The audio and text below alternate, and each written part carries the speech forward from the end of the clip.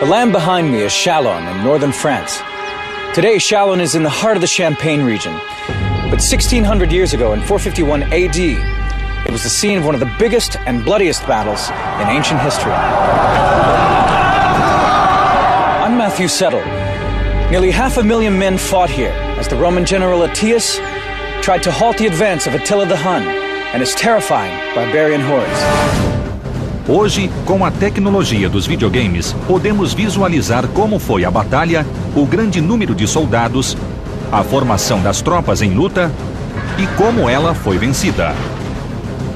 Veja o que os generais gostariam de ver agora em batalhas decisivas.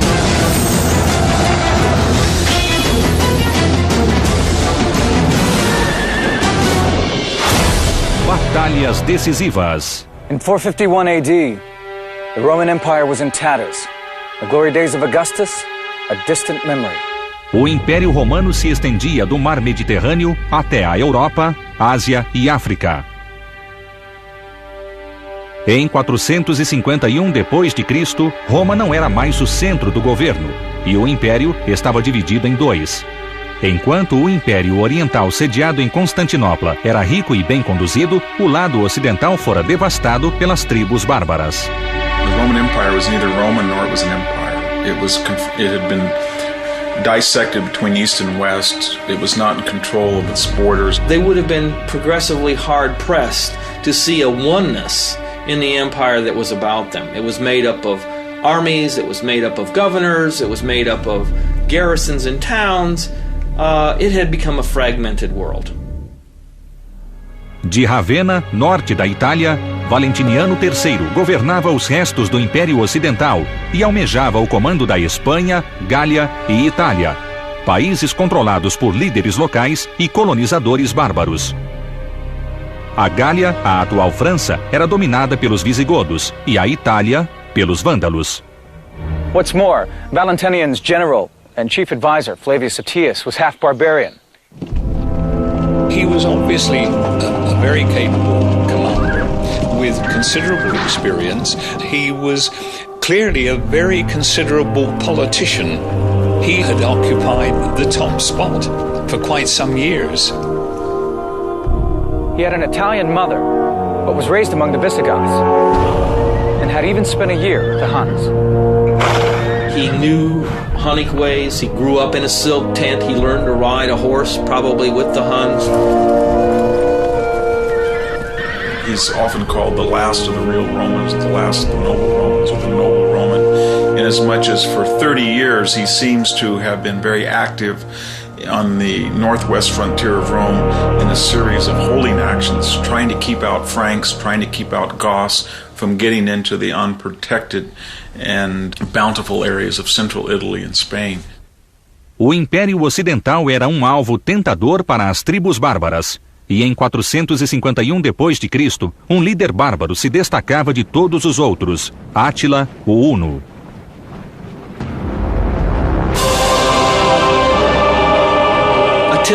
Átila is represented as the super barbarian. He was slightly graying, he was bent over, he was very muscular, probably entering middle age, squat, dark, swarthy person. Os Hunos eram cavaleiros das estepes asiáticas. Many of the Germanic tribes were Christians of some shape or form. The Huns were not. And, of course, Attila was described as being, quote, the scourge of God. Todos temiam os Hunos, e com razão. Em um ataque surpresa ao Império Oriental, eles deixaram para trás um rastro de destruição. São Jerônimo escreveu: eles cobriram a terra de sangue e medo, e não respeitaram credo, hierarquia, velhos ou crianças. By 450 AD, Attila was looking for his next target. The rich Eastern Empire was paying him an annual tribute of 2,100 pounds in gold to stay away. But the Huns couldn't live by plunder alone. They were nomads who needed to be on the move. Their very existence was predicated on constant motion. They had to find always new sources of plunder, always new sources of fodder, and to stay in one place would mean that they would literally eat themselves out of their locale within a matter of weeks. Átila voltou as atenções para o Ocidente, então governado por tribos rivais. Grande parte da Gália era controlada por Teodorico, o Visigodo, e Gaiserico, rei dos Vândalos, controlava parte da Itália. The two men hated each other. Things came to a head when Geiseric's son, who was married to Theodoric's daughter, cut her nose and ears off during an argument. Gaiseric saw a chance to destroy his rival. He encouraged Attila the Hun to invade Gaul and overthrow Theodoric.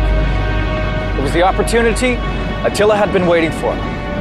The opportunity to divide and conquer.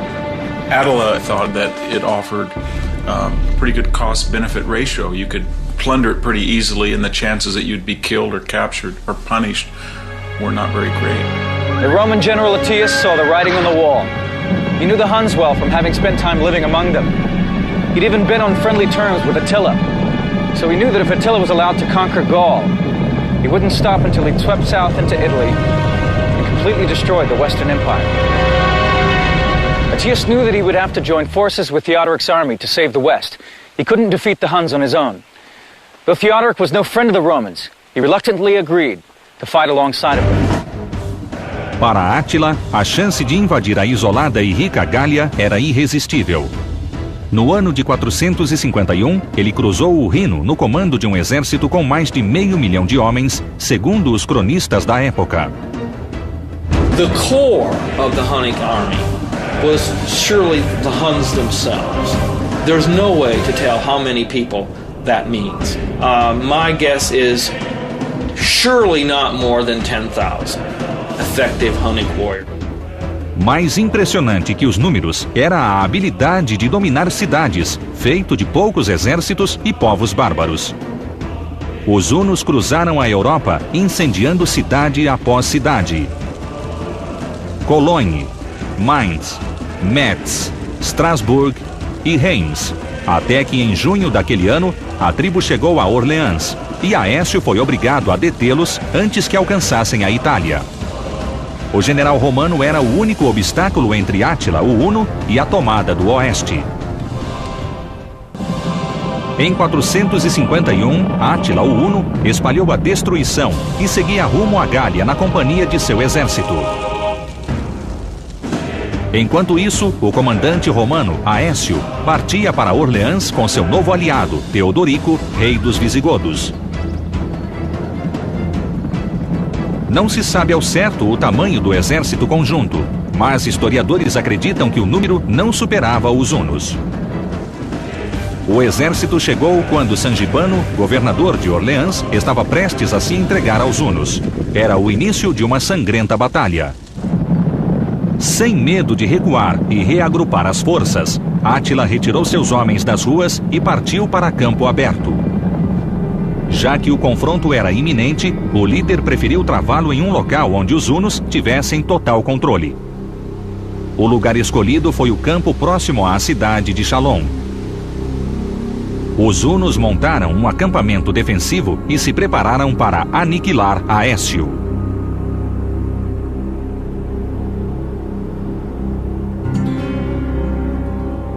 Átila não mostrou interesse de lutar antes do anoitecer e permaneceu com seus homens dentro do círculo blindado. Estaria ele buscando mantimentos para as tropas? Ou apenas fazendo os romanos esperar horas em formação de batalha? Era quase noite quando a marcha finalmente começou. Mas a pouca luz não impediu que os romanos vissem o enorme exército formado atrás deles.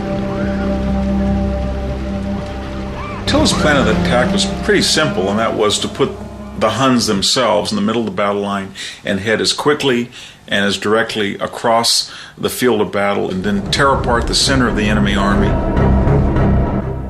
Átila e seus homens posicionaram-se no centro do campo de batalha.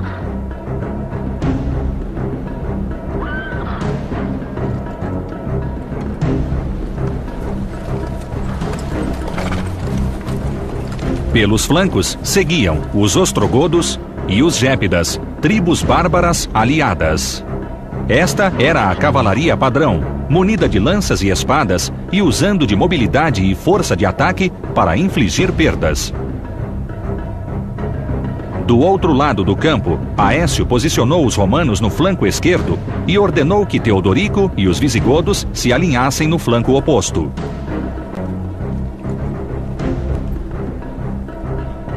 Para o covarde sangibano, restou o centro.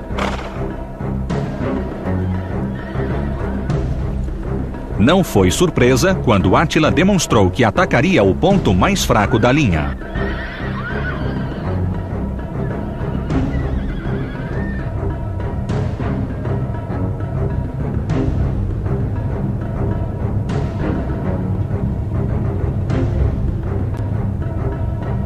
The Romans had placed the weakest part of their force in the center.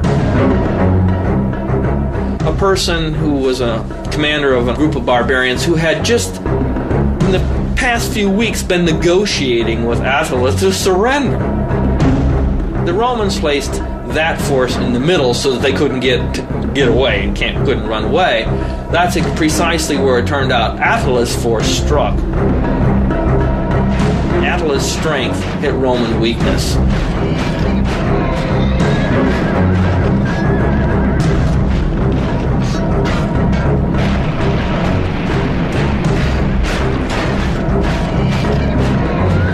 Mas Aécio não era tolo. Seu plano era levar Átila para o centro. Dessa forma, ele quebraria o flanco esquerdo e a linha dos visigodos, e os hunos bateriam em retirada para o círculo blindado.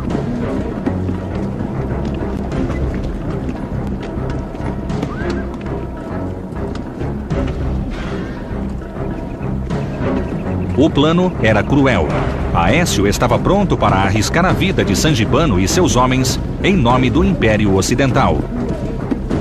Átila ordenou um ataque montado contra a linha romana. A Batalha de Chalons estava declarada. Os hunos se lançaram contra Sangibano, que do centro da linha ordenou a retirada das tropas. Mas foi seguido de perto pelos hunos.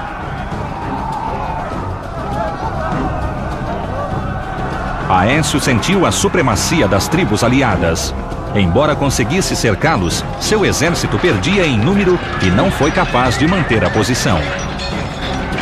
His idea was that if his Visigothic allies on the right and Romans and Franks on the left could sandwich in Attila, then he could enfold them on the flanks and do some type of canine encirclement. Os visigodos mostraram forte resistência no flanco direito. A batalha crescia em ferocidade.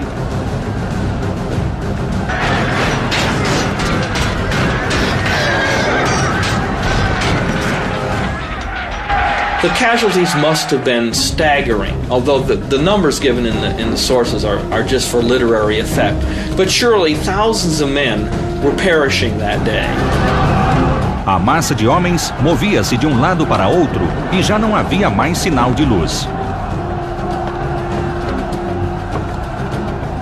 Caso os hunos conseguissem voltar para o círculo blindado, os romanos dificilmente os atacariam no escuro. It was late in the afternoon and it was getting dark. They fought until they couldn't see each other, and then the battle continued into the darkness. It was one of these battles without end.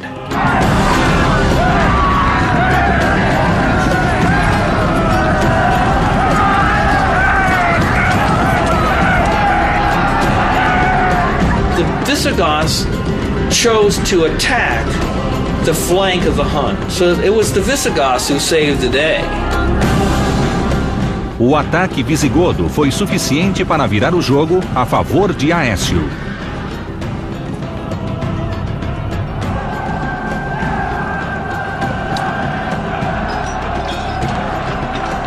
Átila passou a ser pressionado pelos dois lados e os guerreiros hunos perderam o espaço necessário para realizar suas manobras e se defender. Enquanto o rumo da batalha se definia, uma tragédia se abateu sobre os visigodos. Teodorico, rei da tribo, foi derrubado do cavalo. Mas antes de levantar, foi pisoteado pela própria cavalaria. A posição de Aécio era delicada. Com a perda de seu principal aliado, será que os visigodos continuariam a lutar? E será que venceriam a escuridão? Em 451 d.C., o general romano Aécio lutou para salvar a civilização ocidental das mãos de Átila, o Huno. Na batalha, morreu seu aliado Teodorico, rei dos visigodos. Torismundo, filho de Teodorico, assumiu o controle da tribo. Felizmente para Aécio, a perda do rei despertou a sede de vingança dos visigodos. Os guerreiros investiram contra os inimigos e, de repente, era Átila quem sentia a pressão do combate. As perdas entre os hunos foram imensas. A fúria dos visigodos serviu de estímulo para os romanos, mas não havia tempo para explorar a vantagem. Com o cair da noite, a escuridão e o caos tomaram conta do campo de batalha. In the darkness, forces became detached. Aécio himself, much as Stonewall Jackson, got detached from his forces and was all but lost, and then found his troops. Na escuridão, Torismundo confundiu os hunos com seus homens e quase foi morto.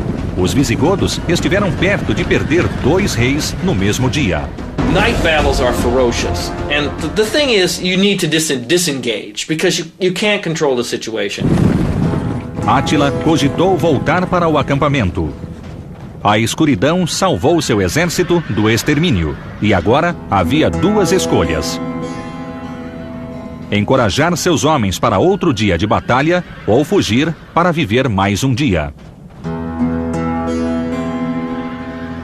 So in the worst hour of the Hunnish army's existence, when they were surrounded, they'd been defeated, what did Attila do? He deliberately screamed, yelled, he showed his masculinity, his fearlessness, and then he actually created a funeral pyre and threatened to immolate himself. So little did he value his own life, and so much did he value the reputation that he would die undefeated. Neither of these 2 great commanders, they didn't know what the casualties were that they had inflicted. They knew, however, that their own troops were terribly bloodied. These 2 armies had exhausted themselves.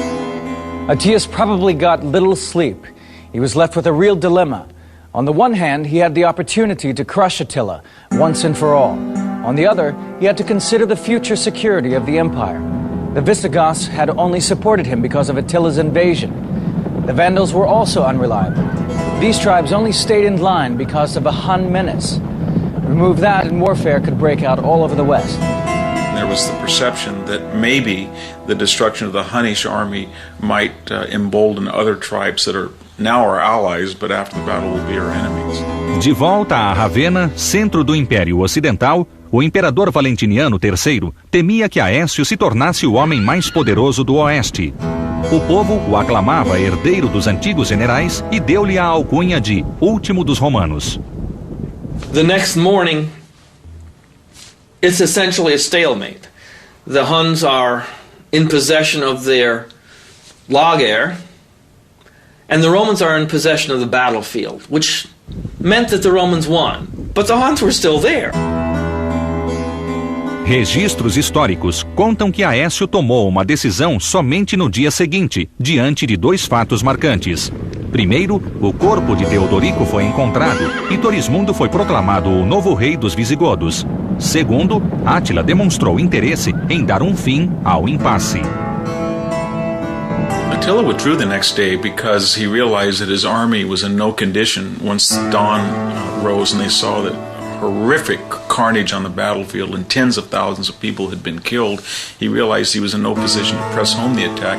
Aetius knew his own personal standing was high. He had just beaten Attila the Hun, the scourge of Europe. But could he trust the Visigoths now that they had a new king? And what about Gaiseric the Vandal? The Hun invasion had been his idea.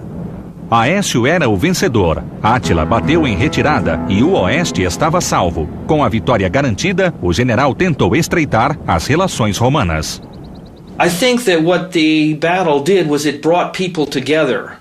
It brought the military and political forces of the empire in the West together one last time. A vitória de Aécio sobre Átila em Chalons destacou o fator de decisão. Assim como esperado, os hunos deram início a outra campanha contra os romanos no ano seguinte. A tribo invadiu a Itália e deixou um rastro de destruição.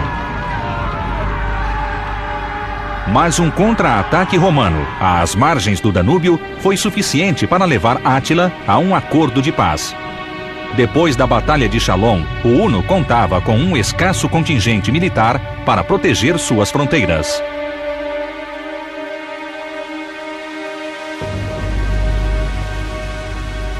The following year, Attila the Hun died, as he had lived, bloodily.